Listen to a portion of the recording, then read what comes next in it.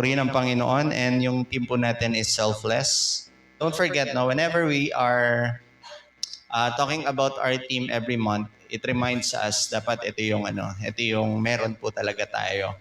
At kung ito yung meron po tayo, dapat nagmamanifest po ito sa buhay po ng bawat isa po sa atin. Yung inawit po kanina is Amazing Grace. Chris Tomlin po, Ben? Si Chris Tomlin, no? So, yung Amazing Grace na po yun, napakalumang kanta na po yun, no? Pero yung message po nun, talagang sabihin po natin timeless. Pag sinabing timeless, ibig sabihin panghabang panahon po ito. Hindi na ito naluluma, kundi habang panahon lagi po itong applicable, lagi po itong bago. Kasi nga po, sino ba naman ang tao na makapaniniwala na sa kabila ng kanyang karumihan, nilinis siya ng Panginoon, sa kabila ng siya'y kaaway ng Diyos, ginawa siyang kaibigan ng Panginoon, sa kabila ng kanyang kapahamakan dapat, ay iniligtas pa rin po siya ng ating Panginoon. At wala tayong pambayad, pero ang Diyos nagbigay po ng pambayad po sa bawat isa po sa atin. Ngayong umaga po, ang pag-uusapan po natin ay tungkol po sa assurance of eternity. Ano yung kasiguraduhan na ikaw ay ligtas, no? What is the assurance? Ano yung kasiguraduhan na ikaw ay tunay na ligtas? Is it that you really believe? Nung sinabi mo, naniwala ako kaya ligtas ako? Or there is a manifestation or merong pruweba sa buhay ng isang tao na ang tao ay talagang ligtas? Kasi maraming mga tao nagtatanong, Pastor, sino ba talagang maliligtas? Kapag tinanong po kayo, kapag ba kayo ay namatay ngayon, sigurado ba kayo na kayo ay pupunta sa langit? And then something tumataas sa isip po natin, yung tinatawag po nating question mark. Ligtas ba ako? And then biglang titingin tayo, ano ba yung mga ginawa ko? Ano ba yung mga nagawa ko para makapasok ako sa langit? Pero biglang dadating sa punto, wala kang ginawa para makapasok ka sa langit. Pero may Diyos na gumawa ng bagay na yon para ikaw ay makapasok sa langit. Kaya lang, hindi ito makikita lang sa pamamagitan lang ng ating sinasabi. Ito ay dapat nakikita rin sa pamamagitan din po ng ating mga ginagawa. So assurance of eternity, kasiguraduhan na ikaw nga ay may buhay na walang hanggan. A life, okay, who is secure has the freedom to do what is good. Tandaan po natin yan. Yung buhay na may kasiguraduhan sa buhay na walang hanggan ay may kalayaan na gawin kung ano po yung tama. No, he has the freedom. Ibig sabihin, malugod sa kanyang puso na siya po ay gumawa ng mabuti. But insecurity leads to self-preservation. No? Yung tao na hindi secure sa tinatawag nating kaligtasan, ito po yung lagi ko pong sinasabi sa inyo, yung salitang, paano naman ako? A person who cannot lay down his life, a person who cannot sacrifice, is a proof that there is a problem with either you are not saved or you are afraid. Maaaring hindi ka talaga ligtas o ikaw ay natatakot lamang o nagdududa lamang. Kaya kasi, pag sinasabi nating insecurity, okay, you are afraid kasi baka ikaw ay maubusan. Ikaw ay natatakot, baka ikaw ay malamangan. Kaya ang ginagawa mo, pine-preserve mo yung sarili mo, kaya ayaw mong gawin kung ano yung tama. A man who was confident to do or confident to what God has promised is capable of doing what God has commanded. Tandaan niyo po ito mga kapatid, ang tao na may kumpiyansa sa pangako ng ating Panginoon ay may kakayahang gawin ang mga inuutos ng ating Diyos. That is assurance that you are saved, that you are, that you have this what we call eternal life, no? Kapag capable ka na gawin kung ano yung dapat at kung ano yung tamang gawin, ibig sabihin nito, binigyan ka ng Panginoon ng tinatawag nating power of His grace. And then, another thing, mamaya makikita po, mababasa po natin, and I hope mas maintindihan po natin ito ng maliwanag, no? Yung tungkol po doon sa tinatawag po nating the coming of our Lord, with regards din po ito doon sa kung ano po yung atin pong mga ginagawa. It is a sad thing that many Christians, matagal na mga miyembro ng simbahan, matagal ng miyembro ng iglesia, up until now, they are not yet sure kung papasok pa rin sila sa langit. Tayo pong lahat ay magsitayong lahat.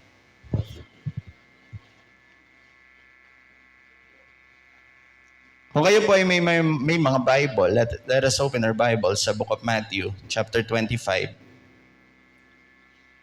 verses 31 to the following.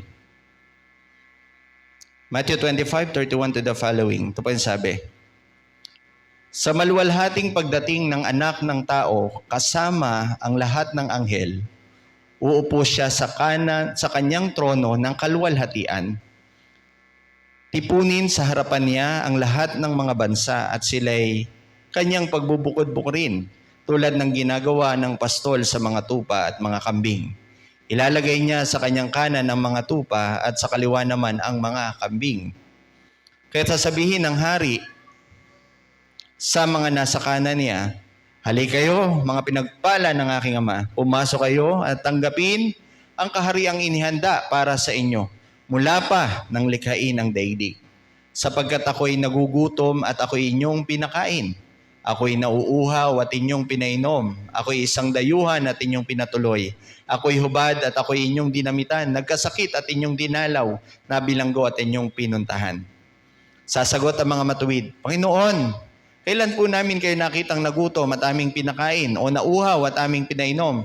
Kailan po kayo naging dayuhan at aming pinatuloy o kaya'y hubad at aming dinamitan? At kailan po namin kayo nakitang nagkasakit at nabilanggo at kayo aming dinalaw?" Sasabihin ng hari, "Tandaan ninyo, nang gawin ninyo ito sa pinakahamak sa mga kapatid kong ito, sa akin ninyo ito ginagawa." Sasabihin naman niya sa mga nasa kaliwa, "Lumayo kayo sa harapan ko, kayong mga isinumpa. Doon kayo sa apoy na di namamatay at inihanda para sa diablo at sa kanyang mga kampon. Sapagkat hindi ninyo ako pinakain nung ako'y nagugutom. Hindi ninyo ako pinainom nung ako'y nauuhaw. Hindi ninyo ako pinatuloy nang ako'y dayuhan. Hindi ninyo ako dinamitan nung ako'y hubad. Hindi ninyo ako dinalaw nung ako'y may sakit at nung ako'y nasa bilangguan." At sasagot sila, "Panginoon, kailan po namin kayo nakitang nagutom, nauuhaw, walang matuluyan, hubad, may sakit, o nasa bilangguan, na hindi namin kayo tinulungan?" At sasabihin sa kanila ng hari, "Tandaan ninyo, nang pagkaitan ninyo ng tulong ang isa sa pinakahamak sa mga ito, ako ang inyong pinagkaitan.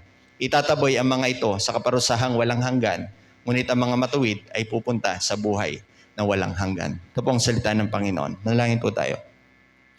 Panginoon, samahan niyo po kami. Sa mga nabasa po namin, Panginoon, bigyan niyo pong kaliwagan, Panginoon, kaliwanagan sa amin kung ano, Panginoon, ang inyong itinutukoy, Panginoon. At dalangin po namin na kami po ay mamuhay ayon sa iyong kalooban. Pangsagunan sa iyong pagdating, hindi kami mapahiya, Panginoon.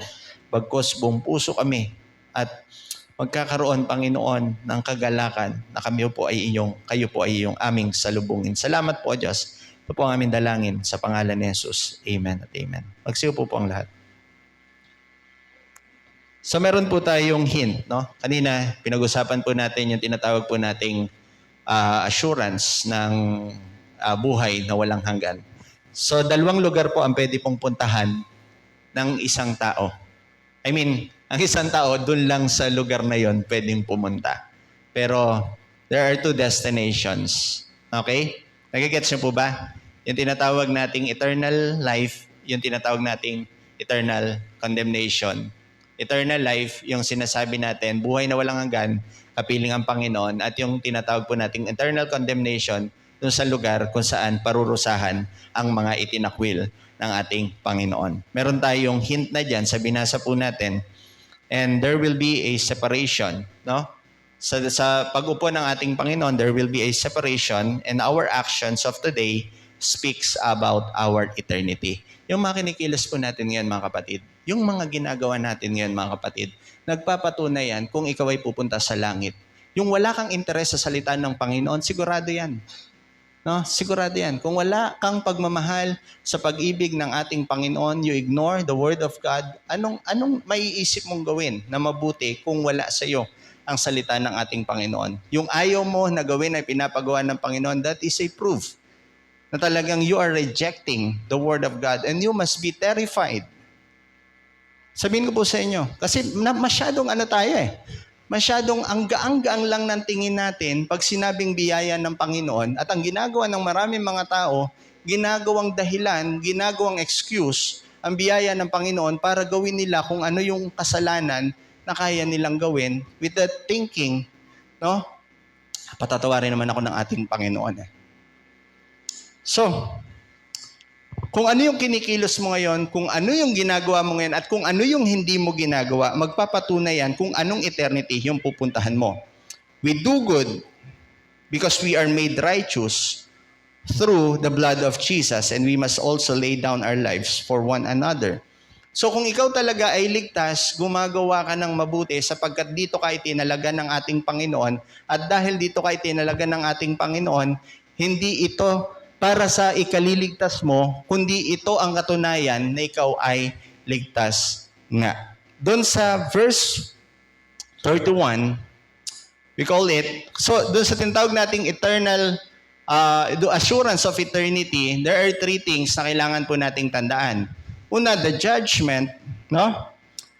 Yung judgment. Pangalawa, actions committed.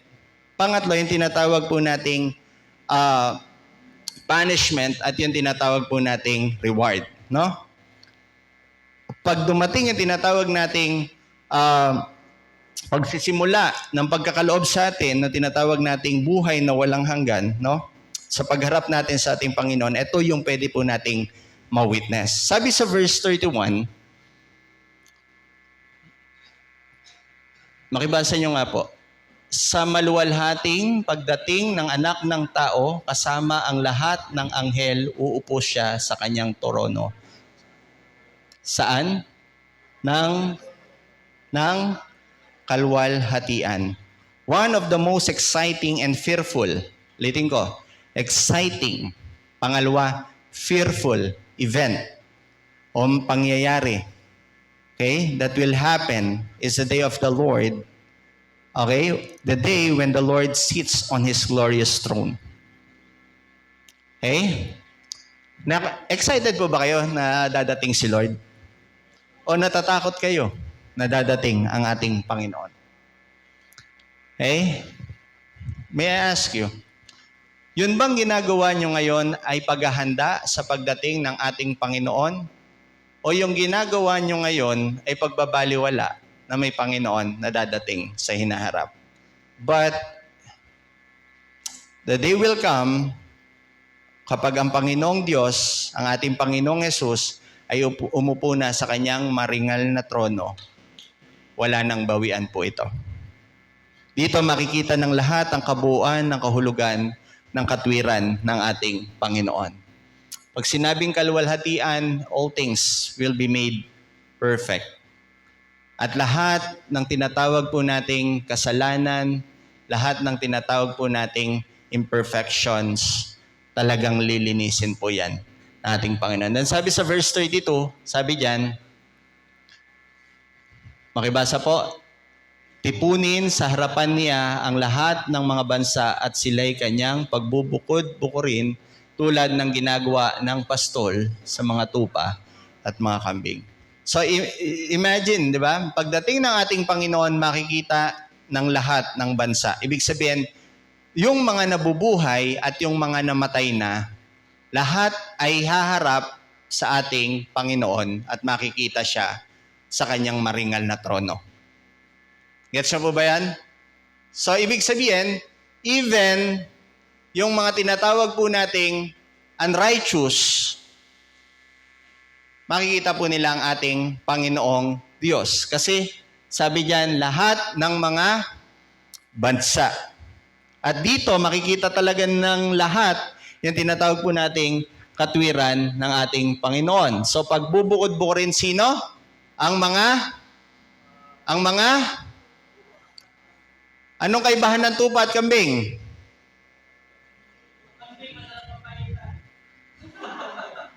Grabe, papaitan talaga. Okay?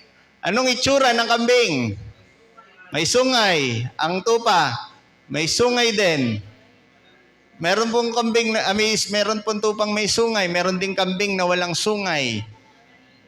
Ha? Balahibo. Okay, ang balahibo ng kambing ay straight. Ay, ano? Manipis. Ang balahibo ng tupa ay balahibo. Etc. Okay. Ang tunog ng tupa ay ang tunog ng kambing ay okay. So sabi, okay, paghihiwalayin ang mga tupa sa mga kambing. Okay? So masasala po ang tunay na huwad, ang tunay sa huwad at ang kambing sa mga tupa. Alam nyo, may mga pagkakataon hindi ma-identify na kambing ang kambing at tupa. Kapag ang isang tupa ay iyong kinalbo na, minsan mukha na po siyang kambing talaga. Maliban na lang kung humaba na po uli yung kanyang balahibo. At ang sabi po dito, sa verse na ito, verse 33,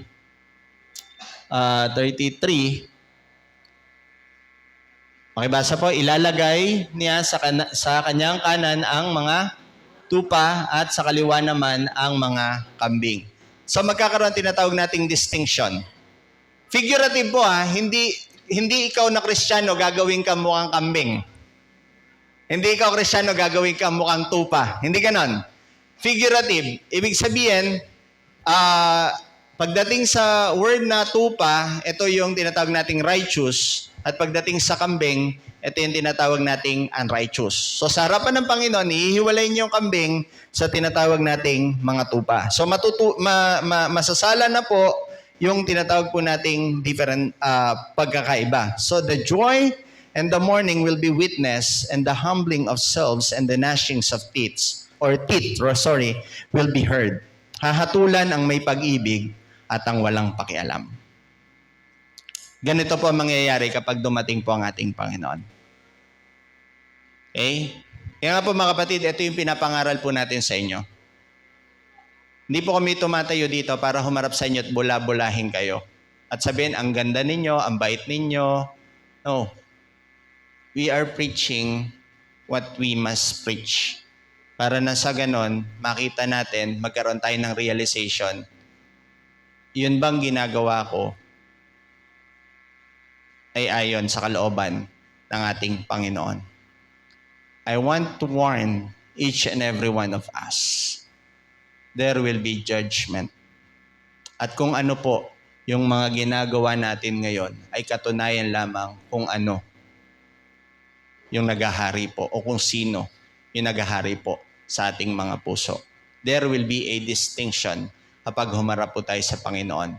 But the good thing about this what we call judgment is God is now telling us meron na dadating na judgment at meron pang pagkakataon para pong tayong lahat ay magbago. Makapagbalik loob sa Panginoon. At maraming mga tao ayaw nila na tanggapin, ayaw nila na paniwalaan ang sinasabi ng ating Panginoon hanggang mahuli na ang lahat. Then sabi po sa pangalawa, yung tinatawag po nating actions committed, no? Sabihin nyo nga po, actions committed.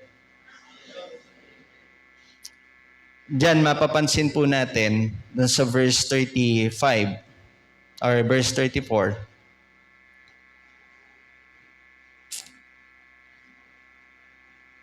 Okay?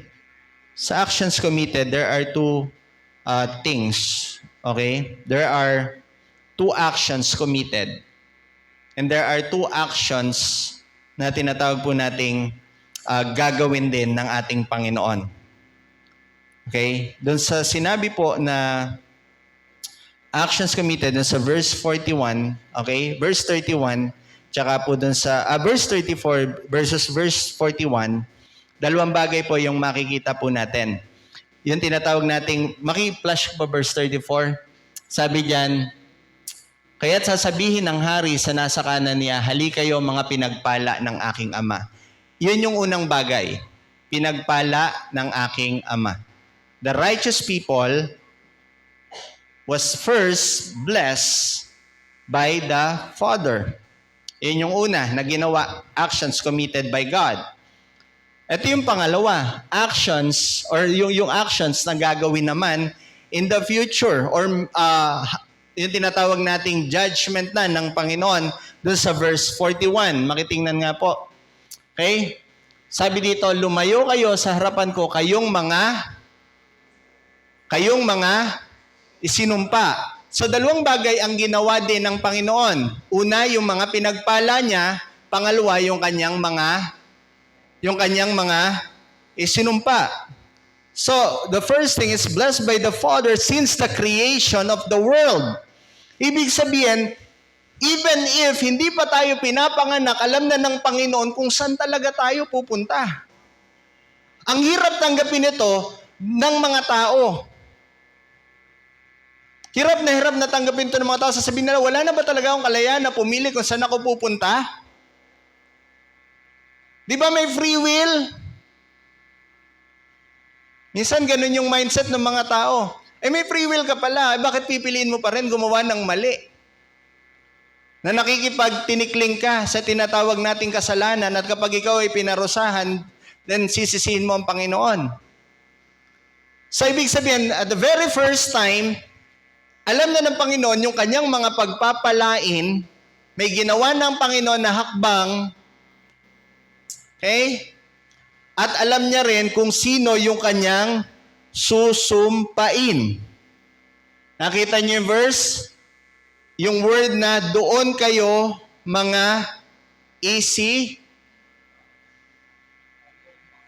kayong mga isinumpa. Why? Because they chose to sin. Pinili nila na magpatuloy sa pagkakasala sa kabila ng binigyan na sila ng pagkakataon ng Diyos na magbalik loob sa Kanya at magsisi. Look, apart from the Lord, we can do nothing. Kaya nga si Lord na ang bumaba para mapalapit tayo sa Kanya. Subalit may mga taong dahil binulag ng prinsipe ng mundo ay nabuhay sa ilalim ng kapangyarihan nito. Kahit pa narinig na nilang mabuting balita, pinili pa din nila ang sanlibutan. Maraming beses na tayong sinasabihan tungkol sa mabuting balita.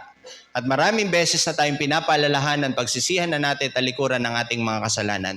Gawin na natin kung anong dapat nating gawin. Gumawa na tayo ng dapat nating gawin. Okay? At ang nagiging problema sa maraming mga tao, para lang po alam natin ito mga kapatid, ang problema sa maraming mga tao, akala nila ang paggawa ng mabuti ang magiging dahilan para umakyat sila, makapasok sila sa buhay na walang hanggan. Wherein hindi po acceptable po yon sa ating Panginoon. Hindi tatanggapin po ng Panginoon ang gawang mabuti ng isang tao sapagkat walang matuwid, wala kahit isa. At hindi tayo karapat-dapat sa paningin po ng ating Panginoong Diyos. Kaya lang tayo gumagawa ng matuwid ay dahil lang sa sinimulan tayo ng Ama, the Lord bless us. And what is that blessing? He gave us His only begotten Son, Jesus Christ. At hindi po doon matatapos lang yung tinatawag po nating paggawa ng mabuti, pagsisisi, pagtalikod sa ating mga kasalanan. Hindi lang doon yun matatapos, kundi ang pagsisisi, pagtalikod natin sa ating mga kasalanan at pagsampalataya natin sa ating Panginoon ay pasimula pa lamang nung tinatawag nating kasigurahan ng tayo o tatak na tayo ay patuloy na inililigtas ng ating Panginoon. Tingnan niyo po yung mga susunod na verses. Balikan po uli natin yung verse 34, 35, and 36. Sabi po dyan. Okay, makibasa po. Kaya't sasabihin ng hari sa mga nasa kanan niya, hali kayo, mga pinagpala ng aking Ama, pumasok kayo at tanggapin ang kahariang inihanda para sa inyo mula pa ng likhain ang daigdig. Verse 35, ang sabi po dyan, sapagkat ako'y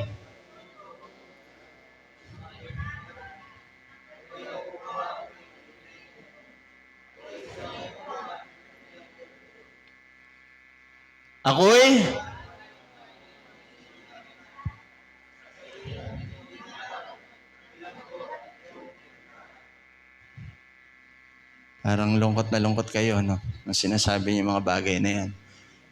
Grabe, no? And ito pala dapat yung proper actions ng mga Christians. Hello? Ito pala yung proper actions dapat ng mga Christian. Sa verse 35, ito yung sinasabi, mga kapatid. Tingnan nyo. Sabi niya, siya daw ay nagutom. Teka, ang tanong, si Lord ba talaga nagugutom? Hindi naman. Okay? Ako inyong pinakain. Ang proof na ikaw ay ligtas, nagpapakain ka. Hello? Pag nakakita kayo ng mga taong nagugutom, pinapakain nyo. At sabi dito, ako'y nauhaw at inyong pinainom. Pag nakakakita kayo ng nauuhaw, pinapainom ninyo. Ito ba ay spiritual or physical? Physical po ito. Ibig sabihin, bukod pa sa pangangaral natin ng salita ng ating Panginoon, dapat tayo nakikita ng ating Panginoon na nagiging daluyan ng pagpapala para sa ibang mga tao. Hindi tayo puro kabig lang ng kabig. Sabi ng Bible, it is blessed to give than to receive. At aming pinatuloy o kaya'y hubad at aming dinamitan. At kailan po namin kayo nakitang nagkasakit o nabilanggo at kayo'y aming dinalaw? Verse 40, sasabihin ng hari, tandaan ninyo, nang gawin ninyo ito sa pinakahamak sa mga kapatid kong ito, sa akin ninyo ito ginawa. Nakita niya, mga kapatid? Pag ginawa nyo sa pinakahamak, sa pinaka hindi kilala, sa hindi pinakasikat na miyembro ng iglesia ng ating Panginoon o sa kapwa natin, yun ang ating ginagawa sa Kanya. That's the reason, lagi nating ipinopromote, we are a loving God and a loving church, a loving people church. Dapat nagmamanifest sa atin yung tinatawag nating selflessness, hindi yung selfishness. Yun yung malaking problema sa sangkikristyanuhan. Most of the people, ang ibibigay lang nila ay hindi yung kanilang buhay. Ang ibibigay lang nila ay kung ano yung tira-tira. For the purpose of likes, hearts, wow, pakitang tao lang. At the end of the day, their heart, hindi nakikita ng Panginoon para sa Kanya. Then sabi sa verse 41, sasabihin niya sa mga nasa kaliwa, basa, lumayo kayo sa harapan ko, kayong mga isinumpa. Doon kayo sa apoy na di namamatay na inihanda para sa dyablo at sa kanyang kampon. Sakit nun. Ito yung pinakamasakit na maririnig po natin mula sa Panginoon. No? Tama po ba, mga kapatid? Tama po ba? Tingin ka sa katabi mo. Hindi mo maririnig yan. Gets niya? Gets niya? Nagigets niyo po ba? Sa yung mga kinumit po nating action sa ating kapwa are the actions we dedicated to the Lord. Tandaan niyo po yon. The actions we committed, halimbawa, sa magjowa. Kung kayo magjowa, mga kabataan, no? Yung nanay niyo, kinukupitan niyo, ay magjowa tas nanay nyo kinukupitan nyo, for the sake of your jowa, hindi nyo mahal yung jowa nyo. Hindi nyo rin mahal yung nanay nyo. At hindi nyo rin mahal ang Panginoon. It's just that you want to serve yourself. No? Yun yung nakakalungkot din po doon. Kasi may mga tao na talagang nasasaktan, may mga tao na talagang napapabayaan po. Kaya nga nung sinasabi dyan, bakit mga sinumpa mga buhay nito? Sinumpa mga buhay nito kasi hindi talaga nila gustong magmalasakit sa kapwa nila. Ang gusto lang po talaga nila paglingkuran ang kanila pong mga sarili. Tapos sila pa yung nagtataka, Bakit? Ano po yung hindi namin ginawa sa inyo? Minsan, ganun pa yung mga mindset eh. Pero dumating naman kami sa church Nagdo-donate naman kami. Nagbibigay naman kami. Nag-offer pa nga po kami. Nagta-tithes and offering pa nga po kami. Yes, ginawa mo lahat yan sa Panginoon. Pero yung kapwa mo, nilingap mo ba? Yung mga hindi na uma-attend sa church, pinuntahan mo ba? Yung mga kakilala mo na alam mo naman kailangan nila ng tulong, tinulungan mo ba? See?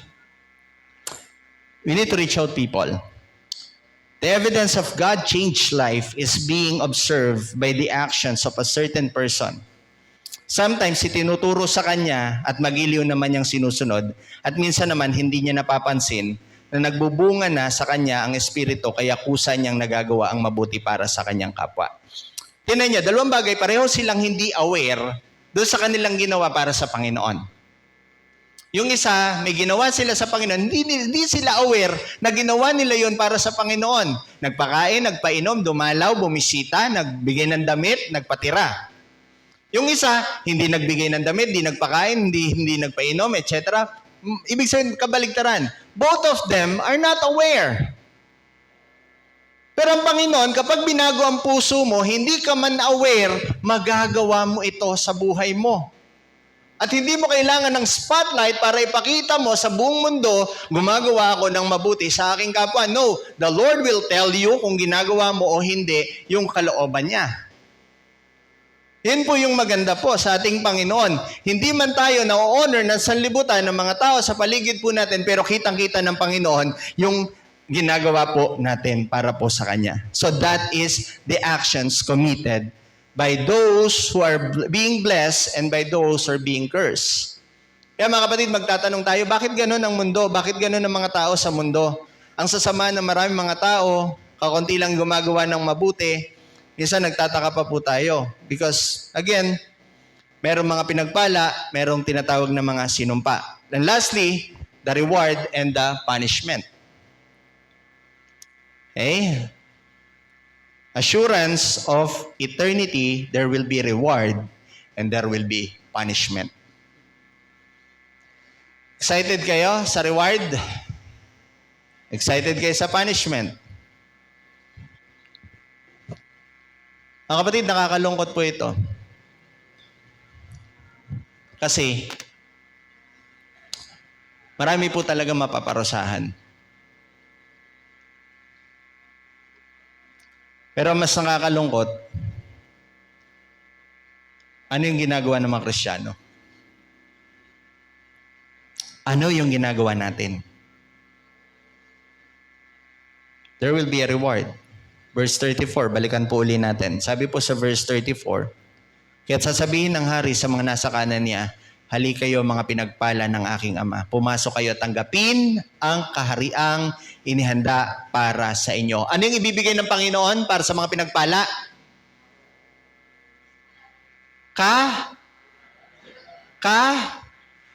Kaharian. Hindi ka lang basta ligtas, naandun ka sa kanyang kaharian. Mamanahin mo ang kaharian ng Diyos. You will be there. Kasama mo ang hari. Hindi ka lang basta dadaan, hindi ka lang basta titingin, hindi ang sabi ng Panginoon, pumasok kayo. Kayo na matukso, ang tao sumunod sa tukso, ang tao sumunod kay Satanas, pinili ang kasalanan, nagpapatuloy sa pagkakasala, and then they expect they will be accepted by God. Habi kasi na maraming mga tao, God hates sin but loves the sinner. But let me tell you this, mga kapatid, hindi naman sin yung papasok sa impyerno, kundi yung sinner. Maliwanag po. Sa mga kapatid, itong ginagawang mabuti ng mga tao, pagpapakain, pagpapainom, manifestation yan eh. Pero mga kapatid, yung sa Diyos na nagligtas sa'yo, ito yung truth. Hindi ka pa pinapanganak, si Kristo namatay na para sa'yo. Nagets nyo? Mga kapatid, eternal separation. Pagkatapos, sabi dyan, para sa diablo. Kapatid, tingnan mo yung katabi mo. Gandang-ganda, gwapong-gwapo niya, no? Hindi yan inihanda eh. Hindi yan inihanda para sa ano? Para sa impyerno. Listen. Marami mga tao sa labas, hindi pa nakakarinig ng salita ng Panginoon. Marami mga tao sa labas, nakarinig man salita ng Panginoon, pero hindi nila naunawaan ang salita ng Panginoon kasi walang nagsasabi sa kanila. Marami na napakinggan nila, pero hindi nila mapaniwalaan kasi wala silang makita. Nagsasabi tayo, pero absent tayo sa kanila. Alam niyo yun? Mga kapatid, Pastor, nagsasabi kami pero absent kami? Yes. Kasi kabaligtaran yung sinasabi natin sa nakikita po sa atin. And let me tell you, hindi inihanda para sa tao ang impyerno. Bakit papasok ang tao? Dahil tinalikuran nila ang Diyos. Dahil tinalikuran nila ang salita ng Panginoon. Ano dapat natin gawin, mga kapatid? Let us lay down our lives para sa Panginoon. Verse 46, ang sabi po dyan, itataboy ang mga ito sa kapurusahang walang hanggan, ngunit ang mga matuwid ay pupunta sa buhay na walang hanggan. Sino ang matuwid? Yung mga gumawa ba ng mabuti? O yung dahil sa kamatayan ng Panginoong Hesus, sila po ay naligtas. Kapatid, kapag po tayo ay naligtas na, dapat ang mga puso natin nabago na. Ang sabi ng Bible, ang mga nakay Kristo, mga bagong nilalang, wala nang dating pagkatao, sila ay bago na. Kung dati hindi ka mapagmalasakit, ngayon dapat mapagmalasakit ka na. Kung dati wala kang pakialam, dapat ngayon may pakialam ka na. Kuya Krap, okay na ako. Okay? The reason why evil multiplies so fast is that many people choose to be indifferent kaysa magsakripisyo. Mga kapatid, ang hirap na ngayon, di ba? Tama ba? Hirap na ngayon, ang mahal na ng bigas. Amen? Mahal na ng bigas, mahal na ng anong mga mahal na? Ang mahal na ng gulay, ang mahal na ng gas, ang mahal na ng mga bilihin, ng damit, etc. Ang mahal na, no? Kristyano na lang hindi pa nagmamahal ata eh. Kailan tayo magmamahal? Mga kapatid, pwede ba i-extend po talaga natin? Ngayong umagang ito, pwede ba abutin natin ng ating pananaw, ng ating isip? Yung mga tao na wala pa kay Lord,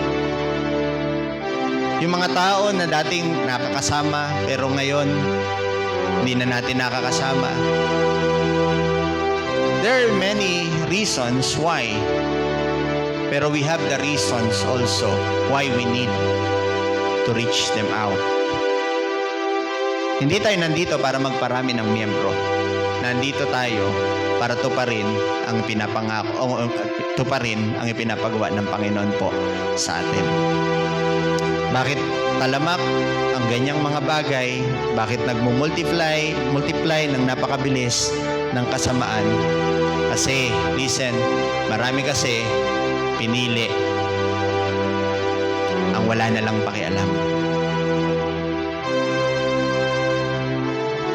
Grabe, laki ng impact ng pag-uusap namin ni Mami na yun. Oo nga, no? Hindi pala kabaligtaran ng I love you ang I hate you. Ang kabaligtaran pala ng I love you, I don't care.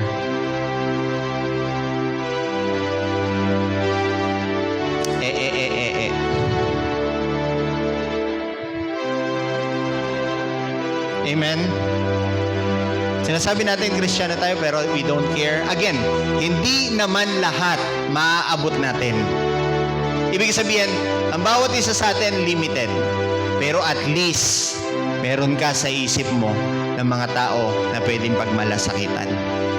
Why can't we reach them out and share the love of the Lord to them? Pag may nakita ka nagugutom, pakainin mo. Pag may nakita ka nauuhaw, pakanin mo. Pag may nakita ka nangangailangan ng tulong, tulungan mo sila, mga kapatid. People wonder kung bakit alam kang kasamaan.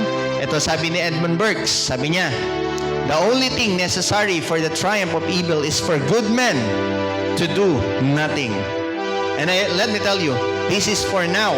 This is for now. Magsasuffer talaga tayo dyan para mag-triumph ang para mag-triumph ang evil. Ang pwedeng gawin ng isang mabuting tao ay wala siyang gawin kahit ano. Para sa mga nagpapatuloy sa paggawa ng mabuti, tandaan po, kahit gaano kahirap yung pinagdadaanan mo, uupo pa rin si Jesus sa kanyang maringal na trono. Amen? Kung nagpapakahirap ka ngayon sa paggawa ng mabuti, sa pagsunod sa Panginoon, at feeling mo parang hopeless ng lahat, lalo yung mga nagli-lead na ng cell, lalo yung mga nasa cell, nagre-reach out ng mga tao, feeling mo hindi ka nila pinapansin, feeling mo hindi ka nila pinapahalagahan, sasabihin ko sa iyo, may kabuluhan yung lahat ng ginagawa mo. Dadating ang panahon sa pag-upo pa rin ng Panginoon, kasama ka sa tatanggap ng karangalan mula sa Kanya. Maraming mga tao dahil sa yaman, marami nang napuntahan, pero marami ang mga na kay Kristo, mas maraming buhay na liligtas sa tiyak na kapahamakan. Mga kapatid, piliin pa rin po talaga natin na magligtas ng buhay kesa sarili lang ang intindihin at maraming mapapahamak. Nagsitayo po tayong lahat.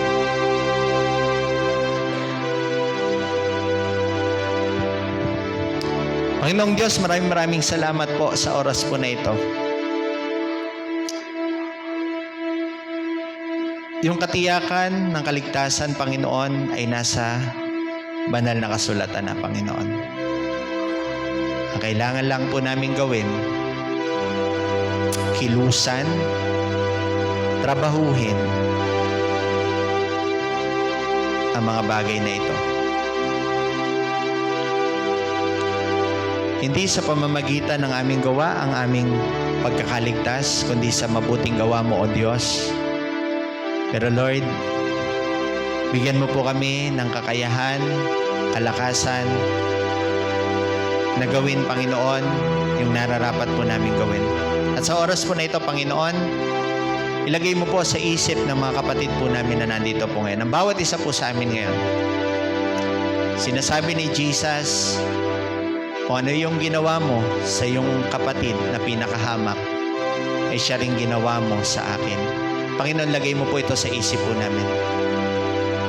Pang hindi namin baliwalain, Panginoon, ang mga tao, hindi namin baliwalain ang mga kapatiran po namin. Ito pa nga ang sabi mo, Panginoon, pukawin namin ang puso ng bawat isa, mga garalan sa bawat isa. Huwag pabayaan ang mga pagtitipon gaya ng ugali ng iba, kundi mga garalan sa isa't isa.